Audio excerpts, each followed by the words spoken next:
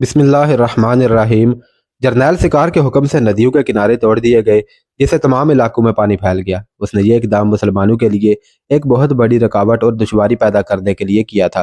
मुजाहिदीन इस्लाम ने हर तरफ फैलता हुआ पानी देखा तो उन्होंने बड़ी बुलंद आवाज़ से कह कहे लगाए और रोमियो को कुछ तंजिया कलमे भी कहे।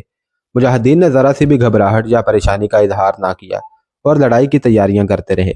मुसलमानों के हौसले और अज़म की पुख्तगी और उनकी ये बेनियाजी देखकर रूमी फौज मुतासर भी हुई और मरऊब भी। रूमी जरनैल सकार ने उसके बावजूद मुसलमानों को कमज़ोर और कमतर समझा और एक एलची भेजा कि वो अपना कोई नुमाइंदा भेजे जिसके ज़रिए सुलह और अमन की बात की जा सके। सिपा सलार अबू अबैदा रजी अल्लाह तआला अन्हु ने मुआज़ बिन जबल रजी अल्लाह तआला अन्हु को अपना एलची बनाकर रोमियो के पास भेजा।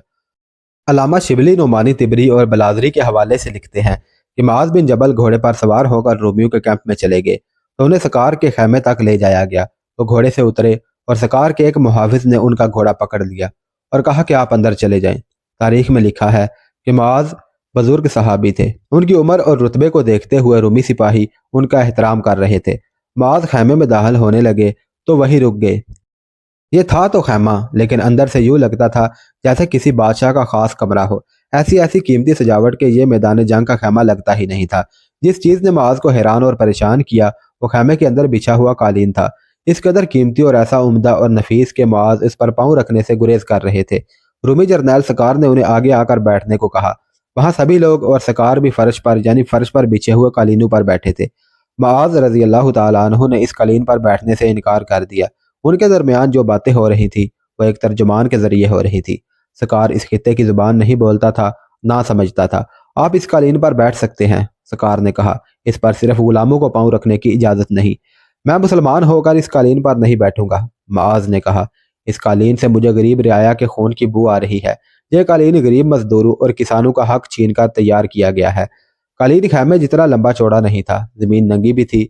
मुआज़ रजी अल्लाह तआला अन्हु जमीन पर यानी खैमे की फर्श पर बैठ गए। हम आपकी इज्जत करना चाहते थे, सकार ने कहा। अगर आपको अपनी इज्जत का खुद ही ख्याल नहीं तो ये एक मजबूरी है। अल्लामा शिबली नुमानी मुअर्रखों के हवाले से लिखते हैं कि मुआज़ रजी अल्लाह तआला अन्हु को गुस्सा आ गया और वह घुटनों के बल खड़े हो गए, यानी पूरी तरह ना उठे। आपने इस जरनैल के दिमाग में मेरी ये बात डाल दो, मुआज़ ने तर्जुमान से कहा। इसे कहो कि तुम कालीन पर बैठने को इज्जत समझते हो तो मुझे इसकी परवाह नहीं। हमारे यहाँ इज्जत का तस्वर कुछ और है। अगर ज़मीन पर बैठना गुलामों का शेवा है तो मैं हूँ ही गुलाम, लेकिन अपने अल्लाह का। मुआज़ रजी अल्लाह तआला अन्हु फिर बैठ गए, लेकिन रूमी जरनैल और उसके उन अफसरों को जो वहां मौजूद थे हैरत ज़दा कर दिया। आपके इस लश्कर में आपसे बढ़कर भी कोई है? जरनैल सकार ने पूछा। अल्लाह ही काफ़ी है कि मैं किसी से बदतर नहीं हूँ। सब हाजरीन महफिल खामोश हो गए और एक दूसरे के मुंह की तरफ देखने लगे। मुआज़ ने यह बात ऐसे दानिशमंदाना और पूरे एतमाद अंदाज से कही थी कि सब मुतासर हुए, लेकिन वो जाहिर नहीं करना चाहते थे कि उन्होंने कोई असर कबूल किया है। उनकी निगाहें उन सब पर घूम गई और किसी ने कोई और बात ना की। इनसे कहो कि कोई बात करें, मुआज़ ने तर्जुमान से कहा। अगर इन्हें कुछ नहीं कहना तो मैं वापस चला जाता हूँ। तर्जुमान ने जब रोमी जुबान में अपने जरनैल को बताया कि उन्होंने क्या कहा तो वो बोला, हम आपसे सिर्फ एक बात पूछना चाहते हैं। जरनैल सिकार ने कहा, मुल्क हबशा आपके करीब है, दूसरे मुल्क भी हैं, फिर आपने इधर का रुख क्यों किया है? क्या आपको मालूम नहीं कि हमारा बादशाह सबसे बड़ा बादशाह है? हमारी फौज की तादाद आसमान के सितारों और ज़मीन के ज़र्रों के बराबर है। क्या आप ये सोचकर इधर आए हैं कि हमें शिकस्त दे देंगे? नामुमकिन। हम ये दरख्वास्त लेकर आए हैं जो दरअसल अल्लाह का पैगाम है। मुआज़ बिन जबल रज़ी अल्लाह तआला अन्हु ने कहा, इस्लाम कबूल कर लें, हमारे किबला की तरफ मुंह करके हम जैसी इबादत करें। शराब और खंजीर का गोश्त छोड़ दें कि ये दोनों चीज़ें हराम हैं, और हर तरह की हराम होरी और शाहाना ऐशो इशरत छोड़ दें। अगर हम आपकी ये दरख्वास्त कबूल ना करें तो सकार ने रौनत भरे लहजे में पूछा। तो फिर जिजिया दें, मुआज़ ने जवाब दिया। अगर ये भी मंजूर नहीं तो फिर फैसला तलवार करेगी। अगर आपकी तादाद सितारों के बराबर है तो हमें अल्लाह के इस फरमान पर भरोसा है कि ऐसा अक्सर हुआ है कि एक छोटी जमात अल्लाह के हुक्म से एक बड़ी और ताकतवर जमात पर फतह याब हुई है। आपको अपने आप पर बड़ा नाज और फख्र है, लेकिन आप ये नहीं देख रहे कि वो बादशाह अपने आप को हर कानून से बालातर समझता है और आप सब की जान, माल और आबरू उसके इख्तियार में है। लेकिन हमने जिसको अपना बादशाह बना रखा है वो भी कोई जुर्म करेगा तो एक आम आदमी जैसी सजा पाएगा। यह रूमी जरनैल दरअसल ये चाहता था कि मुसलमान किसी भी किस्म की कोई खैरात वसूल कर लें और यहाँ से वापस चले जाएं। उसने मुल्क शाम का एक ज़िला और कुछ इतना ही हिस्सा उर्दन का पेश किया और कहा कि मुसलमान ये ज़मीन ले लें اور واپس چلے جائیں۔ معاذ اٹھ کھڑے ہوئے اور مزید بات چیت سے انکار کر دیا اور واپس چلے آئے۔ یہ رومی جرنیل ابھی تک یہ توقع رکھتا تھا کہ یہ غریب سے مسلمان جن کا اتنے بڑے رتبے والا آدمی قالین پر بیٹھنے سے جھجکتا ہے، کچھ لے کر واپس جانے پر رضامند ہو جائیں گے۔ اس نے اپنا ایک ایلچی مجاہدین اسلام کے سپہ سالار ابو عبیدہ رضی اللہ تعالیٰ عنہ کی طرف بھیجا، جسے یہ پیغام دیا کہ سپہ سالار رومی ایلچی کو اپنے پاس آنے کی اجازت دے دیں۔ ابو عبیدہ نے اجازت دے دی اور اسی روز سکار کا بھیجا ہوا ایک ایلچی ابو عبیدہ کے پاس آ گیا۔ طبری اور بلادری کے حوالوں سے واقعات تاریخ کے دامن میں یوں محفوظ ہے کہ رومی ایلچی کو غالباً یہ توقع تھی کہ اسلامی لشکر کا سپہ سالار تو جاہ و جلال والا آدمی ہوگا اور اس کی کچھ تو شان و شوکت دوسروں سے الگ ہوگی۔ ایلچی ابو عبیدہ کے پاس آیا تو اس وقت سپہ سالار زمین پر بیٹھے ایک تیر کو ہاتھ میں لیے دیکھ رہے تھے۔ رومی ایلچی نے کسی سے پوچھا کہ تمہارا سردار کون ہے؟ ان آدمیوں نے ابو عبیدہ کی طرف اشارہ کیا تو وہ حیران ہو کر ان کی طرف دیکھتا ہی رہا۔ پھر ان کے قریب آیا، کیا تم ہی اس لشکر کے سپہ سالار اور سردار ہو؟ ایلچی نے کچھ رعونت کا سا مظاہرہ کیا۔ ہاں میں ہی ہوں، ابو عبیدہ نے بڑے آرام سے جواب دیا۔ پھر میری ایک بات سن لو، رومی ایلچی نے افسرانہ جلال سے کہا، ہم تمہاری تمام فوج کو سونے کی 2 اشرفیاں فی آدمی دیں گے اور تم یہاں سے واپس چلے جاؤ۔ معلوم نہیں اس وقت اشرفیاں تھیں یا نہیں، اس رومی کا مطلب دراصل یہ تھا کہ سونے کے 2 ٹکڑے ہر مجاہد کو دیے جائیں گے اور وہ واپس چلے جائیں۔ کوئی اور بات کرنی ہے تم نے؟ ابو عبیدہ نے پوچھا۔ نہیں، پھر تم چلے جاؤ، ابو عبیدہ نے کہا۔ ایلچی بڑا ہی برہم ہو کر چلا گیا۔ ابو عبیدہ نے اسی وقت ایک پیغام امیر المؤمنین حضرت عمر رضی اللہ تعالیٰ عنہ کو بھیجا، جس میں یہ سارا واقعہ لکھا۔ فاصلہ بہت زیادہ تھا، تیز رفتار قاصدوں کا انتظام کیا گیا تھا۔ 4-5 دنوں بعد قاصد امیر المؤمنین کا پیغام لے کر آ گیا۔ امیر المؤمنین نے لکھا تھا کہ اللہ کی راہ میں ثابت قدم رہو اور اللہ تمہارا یار و مددگار ہے۔ وہ ہرکل جسے رعایا اور اس کے جرنیل بادشاہوں میں سب سے بڑا بادشاہ سمجھتے تھے، اور وہ ہرکل جس کی فوج کی تعداد آسمان کے ستاروں اور زمین کے ذروں کے برابر تھی، اس حال میں پہنچی کہ آسمان کے ستاروں اور زمین کے ذروں کے برابر فوج سپاہی ہو کر بکھر گئی تھی، اور آدھی سے زیادہ فوج ہلاک ہو کر ہڈیوں کے ڈھانچے میں تبدیل ہو چکی تھی، اور ملک شام پر مجاہدین کا قبضہ ہو گیا تھا۔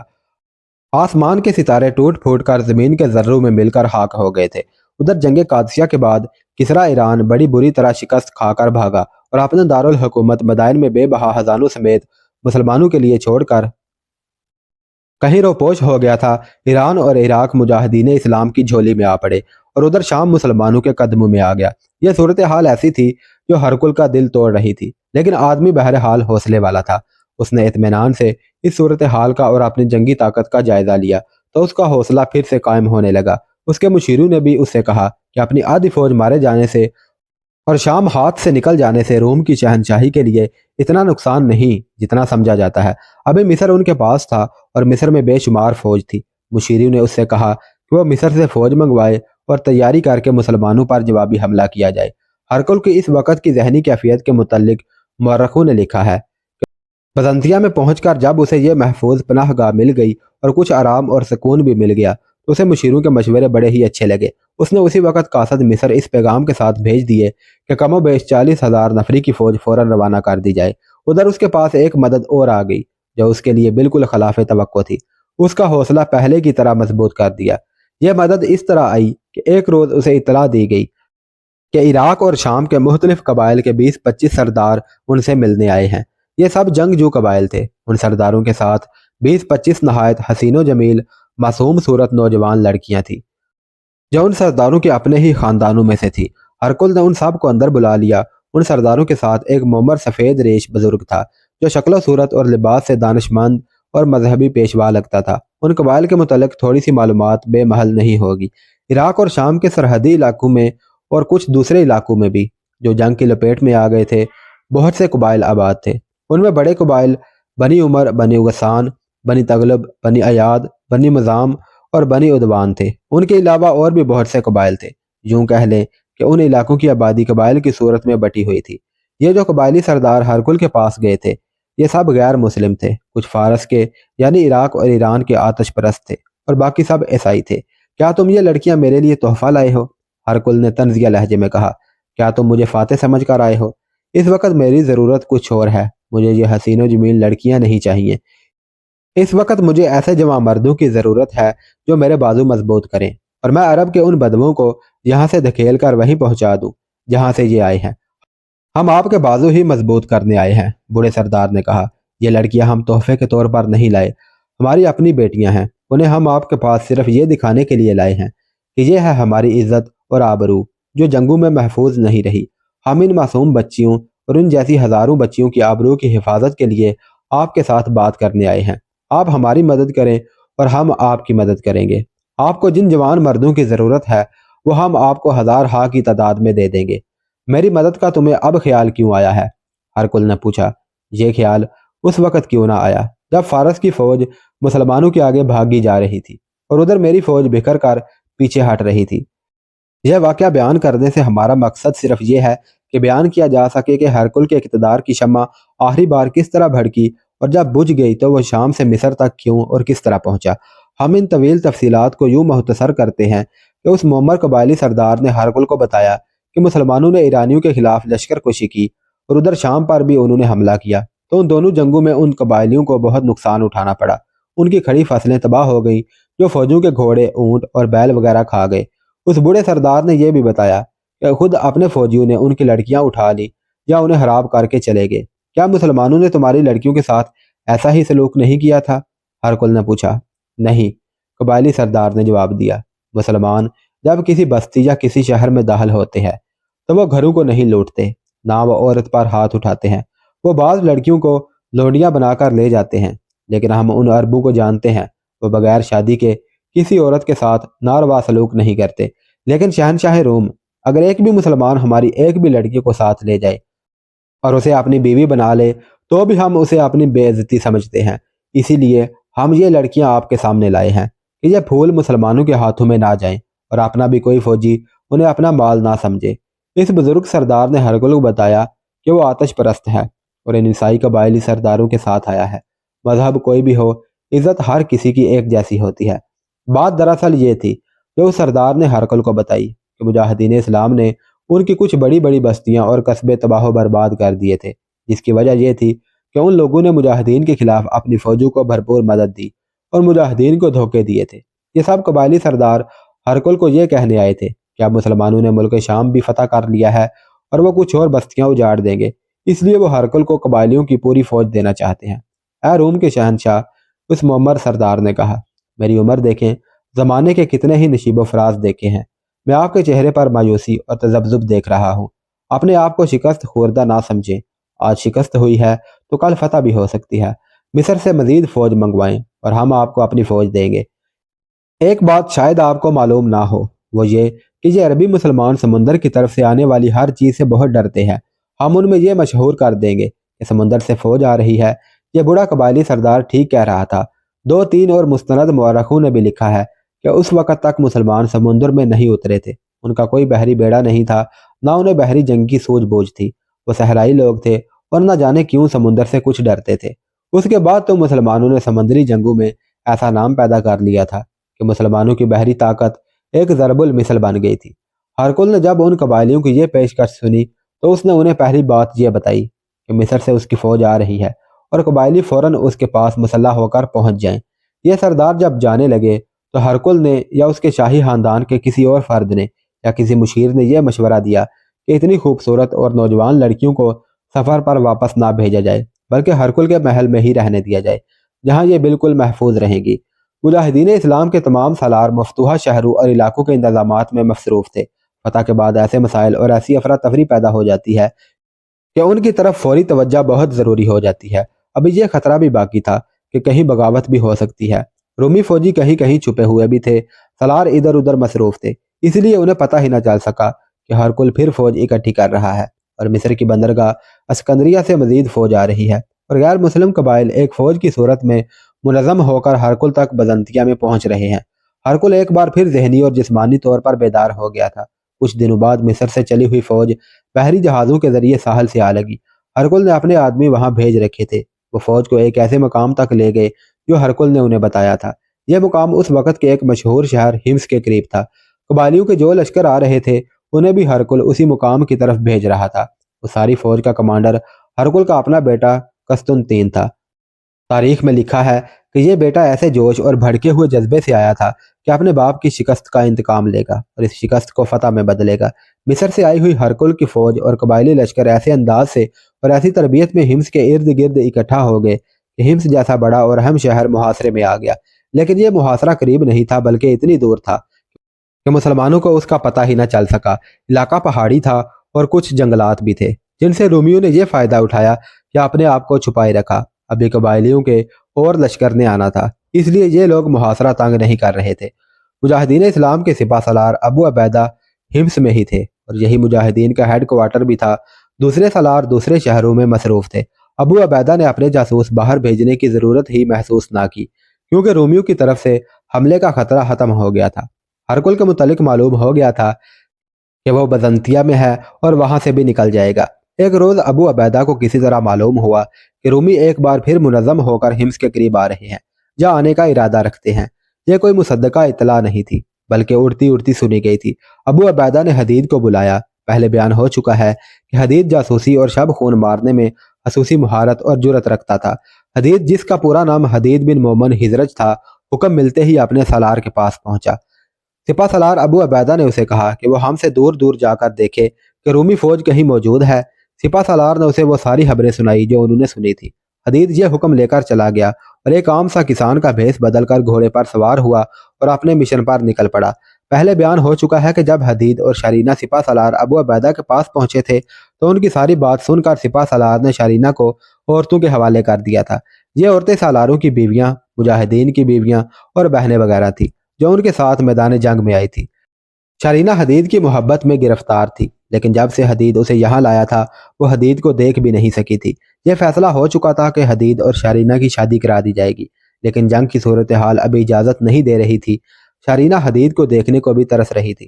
حدید جب گھوڑے پر سوار ہو کر جا رہا تھا تو شرینہ نے اسے دور سے دیکھ لیا۔ وہ عرب کی مسلمان لڑکی ہوتی تو یوں نہ کرتی، لیکن وہ آزاد خیال اور شاہی خاندان کی لڑکی تھی اور اس کے علاوہ حدید کی محبت میں تڑپتی رہتی تھی۔ وہ حدید کی طرف اٹھ دوڑی اور اسے پکارنے لگی۔ حدید نے گھوم کر دیکھا تو گھوڑا روک دیا۔ شرینہ دوڑتی اس تک پہنچی اور پوچھا کہ وہ کہاں جا رہا ہے۔ وہاں ایسی بات نہیں تھی کہ انہیں یوں الگ کھڑے دیکھ کر کوئی اعتراض کرتا۔ وہ ہلاک اور کردار کا زمانہ تھا۔ عورت اور نوجوان لڑکیاں بھی میدان جنگ میں زخمی مجاہدین کو اٹھاتی، سہارا دے کر پیچھے لاتی اور انہیں پانی پلاتی تھی۔ بعض لڑکیاں رات رات بھر ایک زخمی کے پاس بیٹھی ان کی دیکھ بھال کیا کرتی تھی۔ حدید اور شرینہ کے متعلق تو سب کو معلوم تھا کہ یہ دونوں کہاں سے اور کیسے آئے ہیں۔ حدید نے شرینہ سے کہا کہ وہ اپنے کام سے جا رہا ہے اور وہ واپس چلی جائے، لیکن شرینہ نے گلے شکوے شروع کر دیے کہ وہ اسے ملتا نہیں اور کبھی اس نے آ کر اسے دیکھا بھی نہیں۔ حدید نے اسے بتایا کہ وہ صبح شام مصروف رہتا ہے، لیکن اتنی سی بات سے شرینہ کی تسلی نہیں ہو رہی تھی۔ تسلی نہ ہونے کی ایک وجہ تو یہ تھی اس نے شاہی محل میں جنم لیا، پلی بڑی اور شاہی ماحول میں جوان ہوئی تھی اور وہ اس کے بالکل الٹ ماحول میں آ گئی تھی۔ دوسری وجہ یہ کہ حدید بن مومن اسے اتنا اچھا لگا تھا کہ دیوانہ وار اسے چاہنے لگی تھی اور کئی دن اسے حدید نظر نہیں آتا تھا۔ اب اسے حدید نظر آ گیا تو اس کے پیچھے پڑ گئی کہ وہ اسے بتائے کہ وہ کہاں جا رہا ہے۔ حدید ایک خفیہ مشن پر جا رہا تھا جو وہ شرینہ کو نہیں بتانا چاہتا تھا، لیکن شرینہ نے گھوڑے کے آگے ہو کر لگام پکڑ دی اور بچوں جیسی ضد کرنے لگی کہ وہ اسے بتائے کہ وہ کہاں جا رہا ہے۔ حدید کو بھی آخر اس وقت اس سے محبت تھی۔ وہ اس کی اتنی پیاری ضد سے متاثر ہو گیا اور اسے بتایا کہ وہ اپنے سپہ سالار کے ایک شک کے مطابق کچھ دور دیکھنے جا رہا ہے کہ واقعی رومی فوج قریب آ گئی ہے یا یہ ایک افواہ تھی جو سپہ سالار کے کانوں تک پہنچ گئی ہے۔ شرینہ نے اب یہ ضد شروع کر دی کہ وہ بھی اس کے ساتھ جائے گی۔ حدید کو یہ منظور نہ تھا، نہ ہی مناسب تھا کہ اسے ساتھ لے جاتا۔ شرینہ فہم و فراست رکھنے والی لڑکی تھی۔ اس نے کہا کہ رومی کہیں بھی نظر آ گئے تو اسے کوئی نہیں پہچان سکے گا، کیونکہ وہ اب ایسے لباس میں ہے کہ اسے کسی معمولی سے گھرانے کی لڑکی سمجھا جائے گا، اور کسی نے پوچھ ہی لیا کہ تم دونوں کون ہو تو وہ کہے گی کہ میں اس کی بیوی ہوں۔ حدید نے اسے بہت سمجھایا لیکن وہ نہیں مان رہی تھی۔ حدید گھوڑے سے اترا، شرینہ کو اپنے بازوؤں میں لے کر بڑے پیار سے سمجھایا کہ وہ واپس چلی جائے اور اس کے فرائض میں محل نہ ہو۔ بڑی تگدو کے بعد حدید نے شرینہ کو راضی کر لیا کہ وہ واپس چلی جائے۔ شرینہ وہاں سے آہستہ آہستہ نہ چلی بلکہ دوڑ پڑی۔ حدید نے اللہ کا شکر ادا کیا کہ وہ چلی گئی ہے۔ وہ گھوڑے پر سوار ہوا اور آگے کو چل پڑا۔ شرینہ اس پر بھی پیار اور محبت کے جذبات طاری کر کے گئی تھی، لیکن وہ اسلام کا مجاہد تھا۔ جذبات کے غلبے سے نکل آیا اور آگے ہی آگے بڑھتا گیا۔ وہ گھوڑا دوڑا نہیں رہا تھا، گھوڑا معمول کی چال چل رہا تھا۔ وہ زیادہ دور نہیں تھا کہ اسے کسی گھوڑے کی ٹاپ سنائی دی۔ اس وقت وہ ایک چٹان کی اوٹ میں تھا۔ کوئی سوار گھوڑا سرپٹ دوڑاتا آ رہا تھا۔ حدید کو خیال آیا کہ سپہ سالار نے ہی کسی سوار کو پیغام دے کر اس کے پیچھے بھیجا ہوگا۔ وہاں کسی دشمن کا کوئی خطرہ نہیں تھا۔ حدید نے گھوڑے کا رخ موڑا اور چٹان کی اوٹ سے نکل کر سامنے آ گیا کہ دیکھے کہ یہ کون ہے۔ گھوڑا قریب آ گیا تھا۔ سوار نے سر اور چہرے پر کپڑا لپیٹ رکھا تھا۔ سوار نے قریب آ کر گھوڑا روکا تو حدید نے دیکھا کہ یہ تو شارینہ ہے۔ وہ پریشان ہو گیا اور شارینہ سے کہا کہ وہ واپس چلی جائے۔ شارینہ نے کہا کہ واپس جانے کے لیے نہیں آئی اور اسے پوری امید ہے کہ وہ حدید کے لیے مددگار ثابت ہوگی۔ حدید یہ تو دیکھ چکا تھا کہ یہ لڑکی کس قدر دلیر اور کیا کچھ کر سکتی ہے۔ وہ کوئی عام سی قسم کی لڑکی ہوتی، صرف محبت کی طلبگار ہوتی تو حدید اسے اپنے ساتھ نہ لے جاتا۔ اس نے سوچ کر یہی بہتر سمجھا کہ شارینہ کو ساتھ لے جائے۔ اب دونوں پہلو بہ پہلو چل رہے تھے۔ حدید نے یہ دیکھ لیا تھا کہ شارینہ نے ایسا لباس پہن رکھا ہے جس نے سر اور چہرے کو اس طرح چھپا رکھا ہے کہ قریب آ کر ہی کوئی کہہ سکتا ہے کہ یہ عورت ہے۔ یہ علاقہ میرے لیے نیا اور اندیکھا نہیں ہے، شارینہ نے کہا۔ میں یہاں اپنے آپ کو اجنبی نہیں سمجھتی۔ ہم نے اس ملک پر حکومت کی ہے اور میں چند مرتبہ یہاں سیر سپاٹے کے لیے آئی ہوں۔ آگے ایک ندی آئے گی، یہ جگہ بہت ہی خوبصورت ہے۔ گھوڑوں کو اس ندی سے پانی پلائیں گے اور کچھ دیر سستا بھی لیں گے۔ وہ تو ایک روح پرور سبزہ دار تھا۔ زمین نشیب و فراز والی تھی۔ خوشنما جھاڑیاں اور سبز گھاس سے لدی پھودی ٹیکریاں بھی تھی۔ دونوں چلتے گئے اور جب ایک ٹیکری سے گھومے تو آگے چھوٹی سی ندی آ گئی۔ شارینہ کے کہنے پر حدید نے گھوڑا روک لیا اور دونوں گھوڑے سے اترے اور گھوڑوں کو کھلا چھوڑ دیا۔ وہ فوراً ندی کے کنارے چلے گئے اور پانی پینے لگے۔ شارینہ نے اپنے سر سے کپڑا کھولا اور چہرہ بھی ننگا کر دیا۔ وہاں انہیں دیکھنے والا کوئی نہ تھا۔ یہ خطرہ تو تھا ہی نہیں کہ کوئی رومی ادھر آ نکلے گا۔ ان کے خیال کے مطابق دور دور تک کسی رومی کا نام و نشان اور سراغ نہ تھا۔ جہاں وہ اترے تھے اس سے چند ہی قدم دور سے ندی مڑتی تھی اور وہاں ایک ٹیکری بھی تھی اور اس طرف ندی ٹیکری کے پیچھے ہو جاتی تھی۔ وہ دونوں بیٹھ گئے، لیکن اس وقت ان پر رومانی کیفیت طاری نہیں تھی، بلکہ وہ اپنے مشن کی باتیں کر رہے تھے اور شارینہ حدید کو یقین دلا رہی تھی کہ وہ اس کا ساتھ مردوں کی طرح دے گی اور کہیں بھی اس پر ایسا بوجھ یا اس کے کندھوں پر ایسی ذمہ داری نہیں ڈالے گی جیسی عام عورتیں اپنے مردوں کے لیے بن جایا کرتی ہیں۔ وہ اپنی باتوں میں مگن تھے کہ انہیں کسی اور کی باتوں کی آواز سنائی دی جو ٹیکری کی اوٹ سے اس کی طرف بڑھتی آ رہی تھی۔ آواز اور قریب آئی تو دونوں چپ ہو گئے اور شارینہ نے حدید کے کان میں سرگوشی کی کہ یہ تو رومی زبان میں باتیں کرتے آ رہے ہیں۔ شارینہ نہتی نہیں تھی، وہ تلوار اور ایک خنجر سے مسلح ہو کر آئی تھی اور حدید تو تھا ہی مسلح، اس کے پاس بھی تلوار تھی اور ایک خنجر۔ آواز جب سر پر آ پہنچی تو دونوں اٹھ کر کھڑے ہوئے اور ابھی سنبھل بھی نہ پائے تھے کہ ٹیکری کی اوٹ سے 3 آدمی اچانک سامنے آ گئے۔ حدید کو یہ سمجھنے میں ذرا سی بھی دیر نہ لگی کہ یہ تینوں رومی فوجی ہیں، حالانکہ وہ فوجی وردی میں نہیں تھے، بلکہ حدید کی طرح انہوں نے عام قسم کے لباس پہن رکھے تھے، جیسا لباس اس خطے کے عام لوگ پہنا کرتے تھے۔ ان میں ایک گورے چٹے رنگ کا جوان سال آدمی تھا جس کی آنکھیں کچھ نیلی اور کچھ سبزی سی تھیں۔ اس نے جب شارینہ کو دیکھا تو چونک کر ذرا پیچھے ہٹ گیا۔